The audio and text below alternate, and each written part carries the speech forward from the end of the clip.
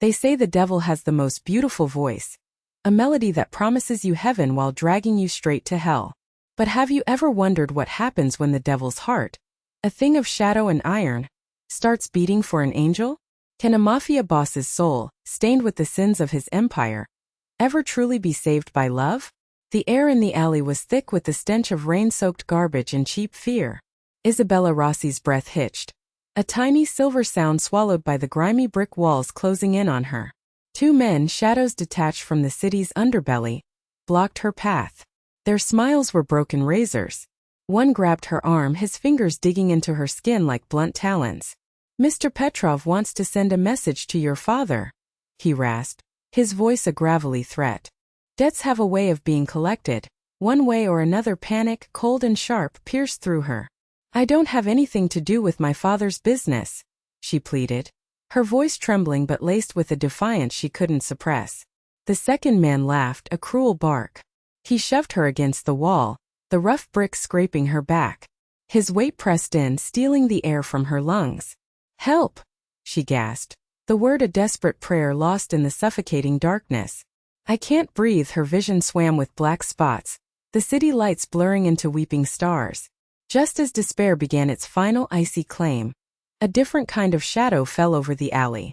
It was deeper, colder, and carried the scent of expensive cologne and ozone. A voice, smooth as aged whiskey but with an edge like shattered glass, cut through the tension. Lucille's stare let her go. The two thugs froze, their bravado evaporating like mist.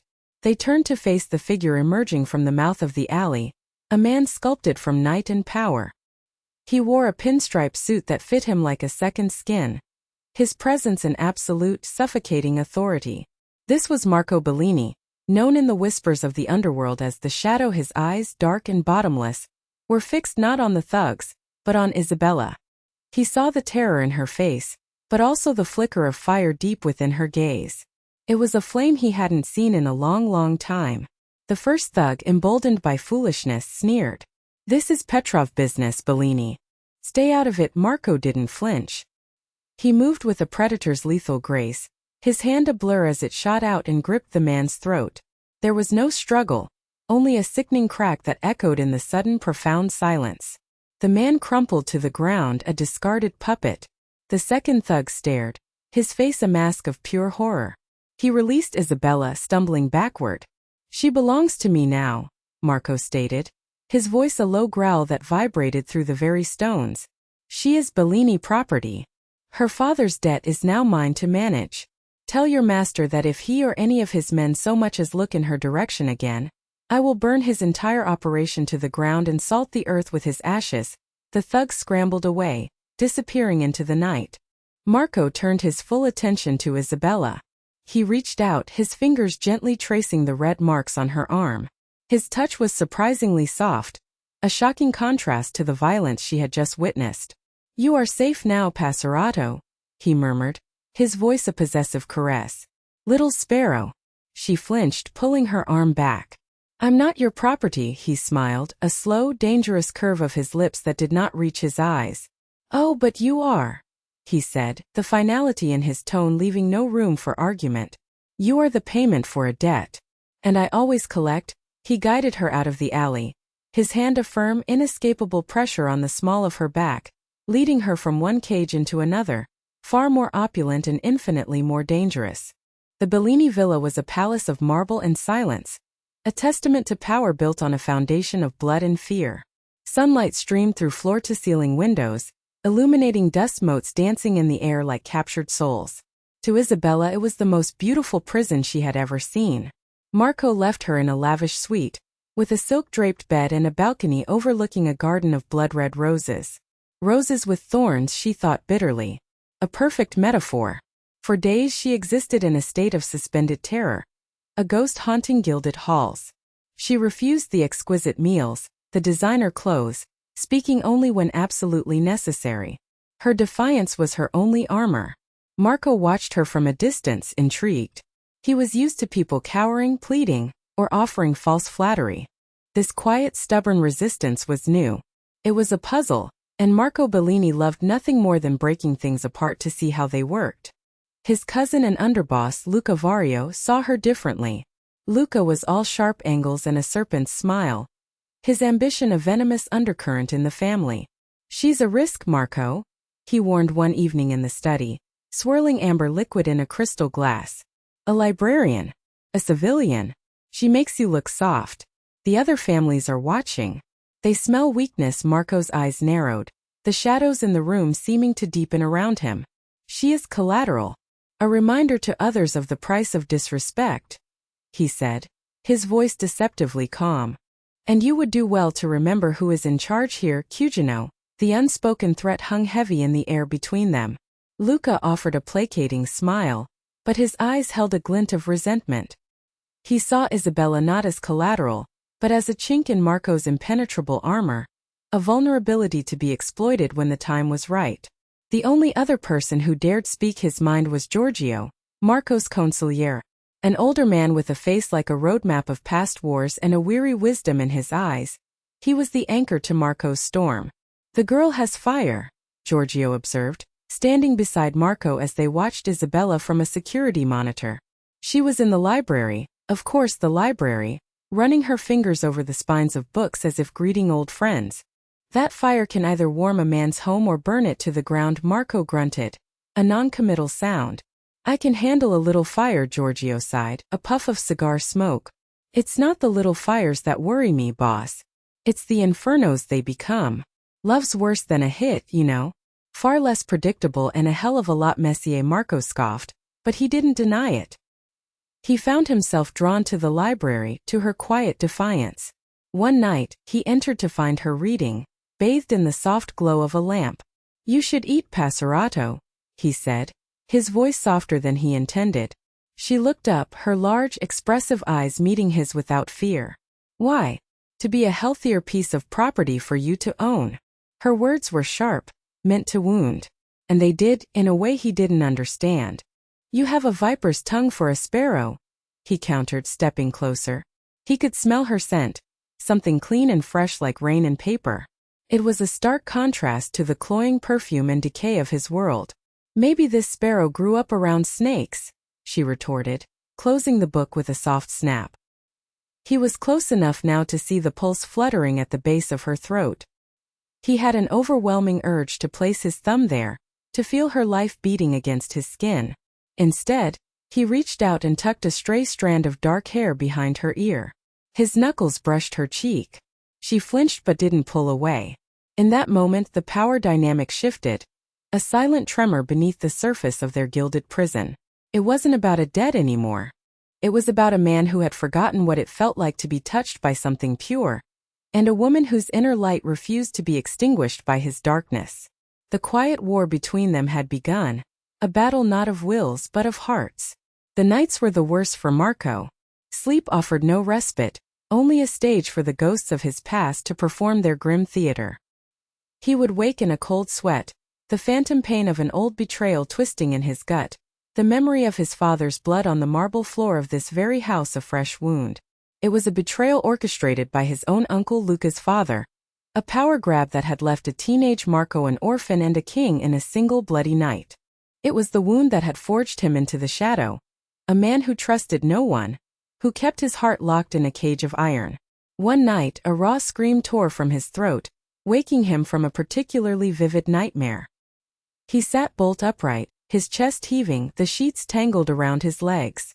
The door to his suite creaked open. Isabella stood there, silhouetted by the hallway light, her expression not of fear, but of a strange, hesitant concern. "I heard you scream," she whispered, her voice barely audible. "Get out," he snarled, the command reflexive, a wounded animal lashing out. But she didn't move. Instead, she took a tentative step into the room. "You were calling a name," she said softly. Maria. His mother. The name was a shard of glass in his heart.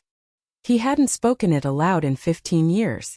He looked at her then, truly looked at her, and for the first time she saw past the ruthless dawn. She saw the broken boy beneath the crown of thorns. This was her gift, her secret weapon, an emotional insight that could pierce the thickest armor. She saw pain where others saw only power. She walked to his bedside and before he could react, she did something no one had dared to do in over a decade. She reached out and placed a gentle hand on his arm. His muscles were coiled steel beneath her touch. "It was just a dream," she murmured. Her touch was not seductive, not calculated. It was simply kind. A balm on a festering wound he didn't know he still had. The rage and the shadows in his mind receded, pushed back by this small, impossible gesture of compassion. He didn't pull away. He simply sat there, breathing in the quiet comfort of her presence, allowing her light to penetrate his darkness for a fleeting moment. He didn't speak, and neither did she. The silence between them was no longer a battlefield, but a truce. When she finally removed her hand and slipped out of the room as quietly as she had entered, the space she left behind felt colder, emptier. Marco Bellini, the man who commanded armies and brought cities to their knees, had been disarmed by a librarian's touch. He knew with a certainty that terrified him, that Giorgio was right. This was an inferno waiting to happen. And God help him, he wanted to burn. From the shadows of the hallway, Luca Vario watched Isabella leave Marco's room. A slow, triumphant smile spread across his face. The chink in the armor was now a gaping wound. It was time to pour salt in it. The truce forged in the dead of night began to blossom into something fragile and dangerous in the daylight. Marco found reasons to be near Isabella. Using the pretense of checking on his investment, he'd find her in the garden, her face tilted toward the sun, and he'd ask her about the flowers, his questions gruff but genuine. She, in turn, began to see the man behind the monster. She saw the loneliness in his eyes when he thought no one was watching, the burden of the crown he wore. They spoke of books, of worlds far from the grit and blood of his reality. For him it was an escape. For her it was a glimpse of the man he might have been. "You enjoy stories of heroes," he observed one afternoon, watching her read a classic epic. "I prefer villains," she replied without looking up. "They're more honest about their intentions." His lips twitched into a rare, genuine smile. A dangerous preference, passerato. This burgeoning connection did not go unnoticed. Luca fed whispers to the other families, painting Marco as a man distracted, weakened by a woman. He subtly sabotaged shipments, instigated minor skirmishes on the borders of Bellini territory, all designed to make Marco appear incompetent. "Petrov is getting bold," Luca reported with false concern, sliding a file across Marco's desk. "He hit one of our warehouses on the docks. It seems your message wasn't received." Marco's jaw tightened. "Then I will send another, one he cannot ignore." But his response was slower, more measured than it would have been before. He was distracted. His thoughts were of raven hair and defiant eyes, of a soft touch in the dark. He was starting to think about a future that didn't solely revolve around consolidating power. He was starting to think about her. Giorgio saw the change and issued a stark warning. "You're walking a razor's edge, Marco. You bring her into the light with you, you make her a target. The greatest treasure is also the greatest liability." Marco's reaction was fierce, possessive. "Then I will become an impenetrable fortress around her. No one will touch her." His words were an oath, a promise sealed in the fire of his newfound emotions. But a fortress is only as strong as its weakest wall, and Luca was already inside, chipping away at the foundations. He knew Marco's weakness was no longer the ghost of his mother, but the living, breathing woman in his library. Luca arranged a meeting with Petrov's men, a secret parley in a grimy back-alley bar. "Bellini is compromised," Luca hissed, his voice a conspiratorial whisper. "He has a girl. His obsession. Use her and you can have the docks. All I want is what's mine by right." The plan was simple, brutal, and elegant in its cruelty. They would not kill Isabella. They would take her, wound her, and broadcast Marco's inability to protect his most prized possession. They would make the shadow look like a fool chasing a fleeting light. The trap was set. A rare, supervised trip for Isabella to a small private art gallery was arranged at her request. It was a test of Marco's trust, a concession he was hesitant to make but couldn't refuse. He sent his best men, but Luca ensured they were pulled away by a staged emergency, a fire at a nearby Bellini front. For a few critical moments Isabella was vulnerable. As she stood admiring a painting of a lone ship on a stormy sea, the gallery's quiet was shattered. Men in black masks swarmed in. Her guards were efficient but outnumbered. A cloth was pressed over her mouth, the sweet, cloying scent of chloroform filling her senses as the world dissolved into blackness. Her last conscious thought was of Marco's dark eyes, and a terrifying, certain knowledge that her cage had just become infinitely smaller and deadlier. When Marco received the call, a primal roar of fury erupted from him, a sound so inhuman that it made the crystal glasses on his bar tremble. The fury was cold, sharp, and utterly focused. The shadow was unleashed, not for territory or for honor, but for her. Every favor was called in, every informant squeezed until they bled information. The city itself seemed to hold its breath under the weight of his wrath. Giorgio stood by his side, his face grim. This was an inside job, Marco. The timing was too perfect. The suspicion was a toxic poison, seeping into Marco's mind. Who could he trust? His gaze fell on Luca, who was the picture of frantic loyalty, barking orders into a phone. But Marco saw it, a flicker of triumph in his cousin's eyes, a ghost of a smirk he couldn't quite contain. The pieces clicked into place with horrifying clarity. The whispers, the sabotage shipments, the perfectly timed distraction. It was all Luca. His own blood. The betrayal was a familiar pain, a reopening of the wound his uncle had carved into him all those years ago. But this time it was different. This time his rage was not the wild, desperate anger of a boy, but the calculated, lethal fury of a king fighting for his queen. He received a package. Inside was a single Polaroid. Isabella, bound to a chair, her face bruised but her eyes still blazing with that indomitable fire. On the back a simple message. The docks for the girl. You have 1 hour and a location. The old cannery at Pier 12. It's a trap, Giorgio stated the obvious. They want you there exposed. I know, Marco replied, his voice a low, deadly calm as he checked the magazine of his custom handgun. And I will not disappoint them. He turned to Luca, his eyes as cold as a winter grave. You're coming with me, Cugino. Family should stick together in times of crisis. No. The false warmth in his voice was more terrifying than any shout.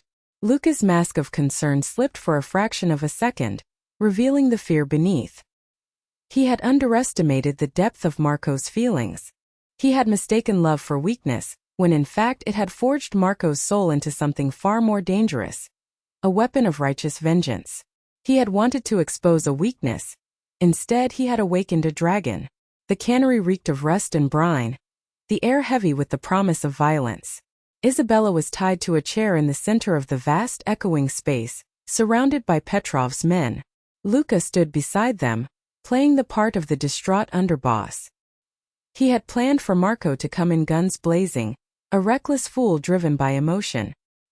He had not planned for the chilling silence that preceded him. The main doors didn't burst open. Instead, shadows moved at the periphery. A generator sputtered and died, plunging the cannery into near darkness, lit only by the weak moonlight filtering through grimy windows. Then the screaming began. One by one, Petrov's men were dragged into the darkness, their cries cut short with brutal efficiency. Giorgio and Marco's most loyal soldiers, moving like ghosts, were dismantling the ambush from the outside in. Panic erupted. Marco Bellini walked through the main doors, not as a desperate lover, but as an executioner. He moved with an unhurried, terrifying grace, his pistol silent in his hand. He wasn't there to negotiate. He was there to exterminate. He dispatched the remaining 2 guards with clinical precision before his eyes locked on Luca. You, Marco said, the single word dripping with a history of betrayal. You disappoint me, Luca. Your father was ambitious, but at least he was clever. You are just a pathetic imitation. Luca's face contorted with rage and fear. He grabbed Isabella, pulling her up and pressing a knife to her throat. Stay back, Marco. It's over. The family will see you let your heart rule your head. They'll follow me. Isabella, despite the blade at her neck, met Marco's gaze. There was no fear in her eyes for herself, only for him. In that moment he knew he would burn the world for her. The family follows strength, Luca, Marco said, taking a slow step forward. And you have shown none. You used our enemies to attack our own. You broke the code. Omerta is dead on your lips. He took another step. Let her go. I will give you a quick death. A mercy you don't deserve. Desperate, Luca nicked Isabella's skin, a thin line of red welling on her throat. She dies with me. That was his final mistake. Marco didn't hesitate. He fired. The shot was perfect.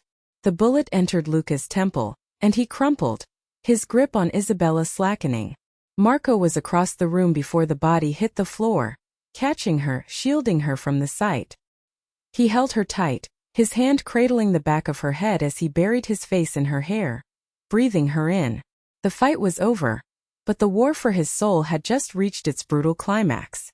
He had shown her the monster, the full unvarnished truth of his world. And now he had to face the consequences.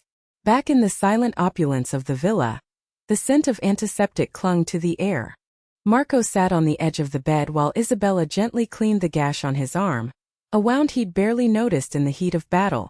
The blood had been washed away, but she knew the stain on his soul remained. He was tense, waiting for the recrimination, the fear, the disgust. He had killed his own cousin in front of her. He had shown her the monster, and he expected her to run. "You can leave," he said, his voice rough, unable to meet her eyes. "I will arrange it. A new life anywhere you want. My debt is paid." He was offering her freedom, the very thing she had craved since the moment she was brought here. She finished bandaging his arm, her touch deliberate and soft. Then she placed her hand over his, her fingers lacing with his bloodied ones. He finally looked up and was stunned to see not fear, but a profound, heartbreaking empathy in her gaze. "And where would you go, Marco?" she asked softly. Her question struck him with the force of a physical blow. Go? He had nowhere to go. This world, this life was all he was. "This life will destroy you, Isabella," he whispered, his voice cracking with an emotion he hadn't felt in years. "It will tarnish you." "Or," she countered, her thumb gently stroking his knuckles, "maybe my light is stronger than your darkness." She leaned in and pressed a soft, tentative kiss to his lips. It was not a kiss of passion but of acceptance. Promise. It was the absolution he never knew he was seeking. In that moment he was not the shadow, the ruthless dawn, the king of a violent empire. He was just Marco, a man who had found an impossible hope in the eyes of a woman who should have been his victim. He pulled her into his arms, holding her as if she were the only thing anchoring him to the world, and for the first time, his gilded cage felt like a sanctuary. He had taken her to settle a debt, but she had, in turn, claimed his soul. The city outside still churned with violence and betrayal, and the throne he sat upon was still forged from iron and blood. But now a rose was growing through the cracks in the marble, its impossible beauty a defiant testament to a love that should never have been. But can a king truly change his crown? Can a heart accustomed to ruling with fear learn to lead with love? Or is a rose grown in blood forever stained, destined only to wilt in the darkness from which it came? What do you think? Tell me your most epic love stories in the comments below. And don't forget to share this with someone who believes that even the darkest shadow can be conquered by light.